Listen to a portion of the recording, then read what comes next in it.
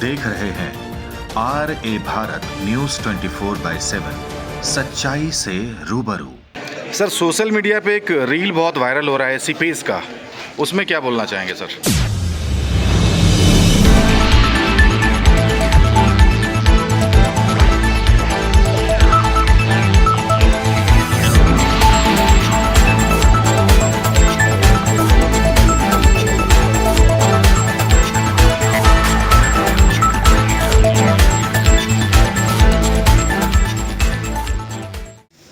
नमस्कार, जोहार। मैं भी, आप देख सकते हैं मेरे पीछे एम्स की बिल्डिंग है और आज 21 तारीख है, 21 जून, और आज यहाँ पे स्टार्ट हो रहा है इमरजेंसी सेवा। क्या कुछ होगा? कुछ ही वर्षों में एम्स काफ़ी पॉपुलर हो चुका है, एम्स देवघर काफ़ी पॉपुलर हो चुका है, ख़ास करके hip bone replacement and knee replacement को लेकर लोगों में काफ़ी जागरूकता भी बढ़ी है। लोग यहाँ काफ़ी आ भी रहे हैं इलाज करवाने के लिए। और अगर मैं यहाँ के मैनेजमेंट की बात करूँ तो बहुत ही अच्छे तरीके से सारा कुछ हो रहा है। लेकिन हाल फिलहाल में ही एक वीडियो वायरल हुआ है जिसमें कि एम्स की जितने भी बिल्डिंग्स हैं उसमें से किसी किसी बिल्डिंग में पानी का रिसाव देखा गया है। इन सारी बातों पे भी बात करेंगे। अभी उद्घाटनकर्ता गोड्डा सांसद निशिकांत दुबे यहाँ पे आएंगे और 21 जून आज एम्स का इमरजेंसी सेवा यहाँ से स्टार्ट होगा। बस बने रहे हमारे वीडियो के साथ। रुकिए, एक और बेहद खास बात। अगर आप चाहते हैं कि एम्स में आपका ट्रीटमेंट सही तरीके से हो तो वीडियो को बिना स्किप किए हुए पूरा देखें। बहुत ही इंफॉर्मेटिव वीडियो होगा आपके लिए ये। रेड येलो तो यहाँ ये तय करते हैं, यदि वो बहुत सिक है, बहुत ही इमरजेंसी है तो उसको रेड जोन मिलेगा। सर, ये हम लोगों का जो है ये रेड है, तो यहाँ से फौरन मरीज यहाँ आ जाएगा तो उसको उस तरीके की केयर की जाएगी।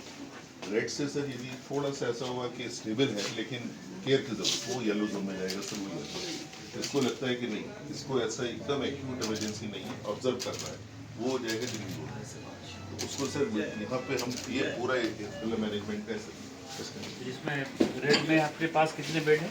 सर रेड में 1 2 3 पूरे पूरे हमारे मॉनिटर्स, वेंटिलेटर, सर पूरे हमारे इसमें 7 वेंटिलेटर हैं। सर हमने 2 यहाँ रखे हुए हैं जो एकदम चाहिए और 5 हमारे वार्ड में, ताकि किसी पेशेंट को यदि एकदम केयर चाहिए तो वेंटिलेटर की सपोर्ट सबसे इम्पोर्टेंट होती है लाइफ बचाने के, तो वो लोगों ने प्रावधान किया हुआ है। सर ये सारे मॉनिटर्स, सर पूरी सेंटर लाइन पूरा सब कुछ है। सर उनके सीनियर रेजिडेंट यहाँ रहेंगे और सर जो बाकी कंसल्टेंट तो पूरा मशीन पूरी है। और अब तो अपने भी स्टूडेंट जो है रहेंगे 120 सभी सारे के सारे रहेंगे ना। एमबीबीएस वाला भी पोस्टिंग होती है, एमबीबीएस वाले बस स्टूडेंट भी होते हैं और इंटर्न्स होते हैं हमारे। सर वो भी 2 या 3 का बैच हर 1 इंटर, तो सर पूरे राउंड में 1 इंटर ही पोस्ट हो जाएगा। सर ये हम लोग का है ग्रीन एरिया। सर जो मरीज थोड़ा स्टेबल होते हैं हम लोग कर देंगे। सर यहाँ से यदि फिर भी उनको लगता भेज दिया जाए तो उसको हम लोग अपने इमरजेंसी वार्ड में रखेंगे। सर 2 वार्ड में 20 बेड का एक चिरविशन वार्ड मेल। पॉलिसी ये है कि 6 घंटे से ज़्यादा आमतौर पर मरीज को नहीं रखते, जिससे उनको बेड सर्कुलेट करना, क्योंकि मरीज लंबे समय रहेगा तो ये हमारे बेड खाली नहीं होंगे। तो हमने ये नियम बनाया कि 6 घंटा एक नियम है।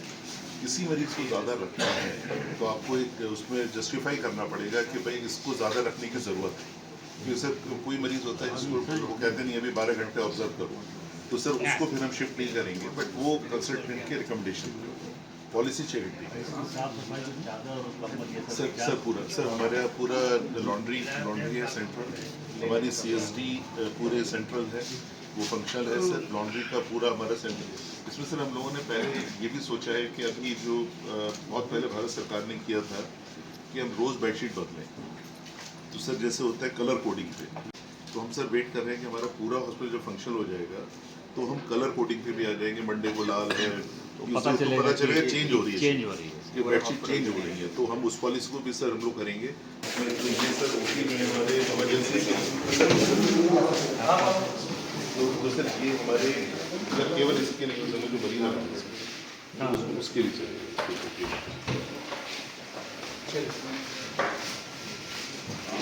लेबर डिपार्टमेंट हमारा अलग है और ये इमरजेंसी है। सर जो पेशेंट ऑफ सर जो पेशेंट ऑफ सैनिक आएगा उसको ये लोग यहाँ रिसीव करेंगे। तो सर हमारी आगे सबसे पहले यहाँ है तो यहाँ भी असेस करेंगे कि मरीज की क्या स्थिति है, क्या करना है। फिर यहाँ उसको लगता है कि यदि वो लेबर में है डिलीवर करने वाले तो यहाँ से लेके जाएंगे ऊपर। उनका लेबर अलग से लेबर रूम है सर, उसके बगल में ओटी अलग है। तो पहले यदि लेबर इंड्यूस करना है तो लेबर में करेंगे, नहीं हुआ तो बगल में ओटी है तो फिर वहाँ से लेबर करेंगे।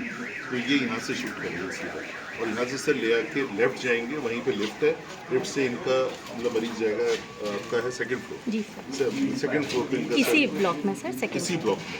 ये जो ब्लॉक भी है सर इसमें नीचे इमरजेंसी होगी, इसके ऊपर ओटी है सर, 2 फ्लोर हमारे 8 थिएटर है और उसी में इनका बीच में सेकंड फ्लोर पे second लेबर floor पे रूम और इनका लेबर सर ओटी है सर। लेबर ओटी है सर इसमें। नहीं, लेकिन ये काम बहुत अच्छा किया। हाँ सर ये एक रेयरिटी है, ये हर जगह नहीं है। उसमें कारण ये है कि ये जो इलाका है ये पूरा एनीमिक इलाका है, मतलब पुरुष भी एनीमिया के शिकार है, महिला तो ज़्यादा है ही। जी सर।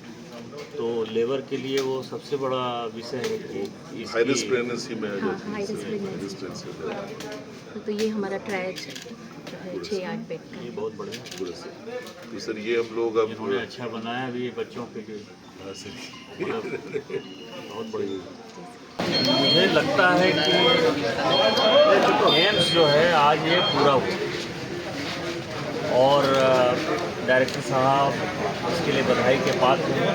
नए डिप्टी डायरेक्टर आए हैं वो भी लगे हुए हैं, लेकिन डायरेक्टर साहब ने विशेष तौर पर जब से ये एम्स बना है तो डॉक्टर सौरभ वारस ने दिन रात जो है देवघर एम्स को अपने बच्चे की तरह पढ़ाने की कोशिश करते हैं। हमारी जब भी बातचीत होती है, मीटिंग होती है, तो मैं आपको बताऊं कि इतने पैशनेट कि उस कारण से जितने भी नए एम्स आए, खासकर माननीय मोदी जी प्रधानमंत्री बनने के बाद जो उनकी एक सोच थी कि सभी राज्य में एक एम्स आना है, उसमें जो देवघर को एम्स मिला, तो देवघर एम्स सारे एम्स से आज जो है बहुत आगे है और उसमें निश्चित तौर पर यहाँ डायरेक्टर साहब का योगदान है, डायरेक्टर साहब के साथ की टीम का योगदान है।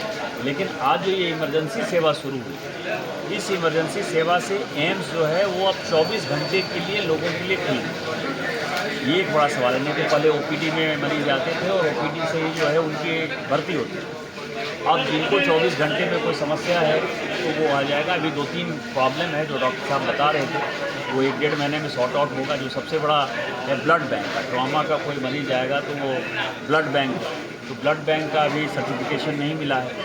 दूसरा एक एटॉमिक एनर्जी से इंटरवेंशन का वो जो कार्डिक प्रॉब्लम आता है उसमें जो इमीडिएटली स्टेंट लगाना होता है, तो उसके लिए भी जो एटॉमिक एनर्जी से परमिशन चाहिए वो परमिशन नहीं आएगा। और तीसरा जो न्यूरो का है, न्यूरो के डॉक्टर अभी आए हैं, उनके इक्विपमेंट खरीद हो रहे हैं।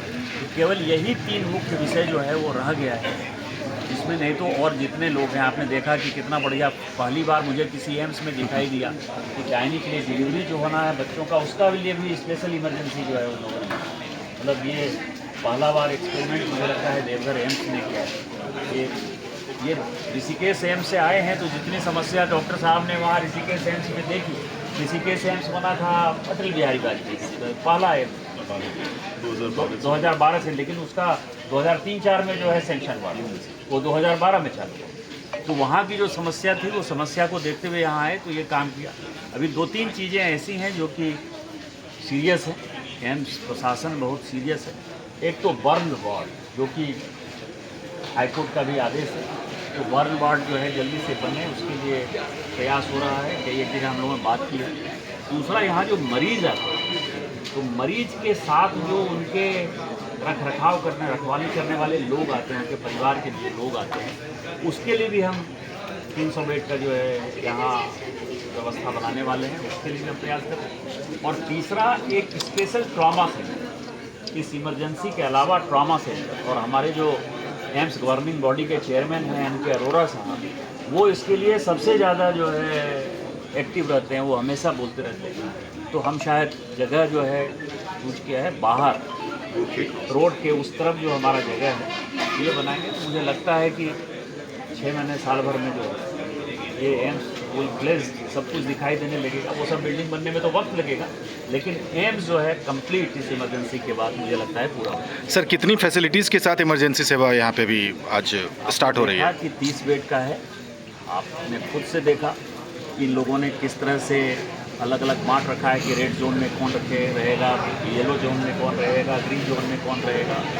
फिर वो सबसे ठीक हो जाएगा तो उनको वार्ड में कैसे शिफ्ट करेंगे। 30 बेड का जो है वार्ड बना है, महिला के लिए अलग बना है, पुरुष के लिए अलग बना है। तो मैंने आपको कहा ना कि दूसरे एम्स की जितनी समस्याएं हैं, संयोग से ये है कि डॉक्टर वार्स ने अभी पटना एम्स के भी डायरेक्टर, तो दूसरे एम्स की जितनी समस्याएं हैं वो देवघर में कभी नहीं है। वो एक अच्छा है और काम में गति और आ गई। इनको एक हैंड मजबूत मिल गया कि आर्मी से जो है एक अफसर जो है डिप्टी डायरेक्टर यहाँ आ गए हैं, तो वो अनुशासन में रखने की जो है एम्स का जो होना चाहिए इनिशियल बनने में, मुझे लगता है कि टीम अभी बहुत अच्छी है। और देवघर एम्स 10-15 साल में मेरे जीते जी मुझे लगता है कि हम दिल्ली एम्स से मुकाबला करने लगेंगे और वहाँ से लोग मरीज जो है हमारे यहाँ से। सर सोशल मीडिया पे एक रील बहुत वायरल हो रहा है सीपेज का, उसमें क्या बोलना चाहेंगे सर?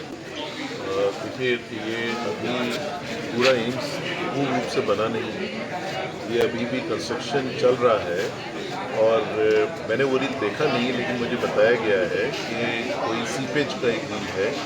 तो एक हमारा भाग है बिल्डिंग का जिसमें पानी थोड़ा आ रहा था, उसकी छत को तोड़ के एनबीसीसी को ऑलरेडी आदेश 1 हफ्ते पहले दिए गए थे। वो 1 हफ्ते पहले पूरी छत तोड़ के दोबारा काम कर रहे हैं।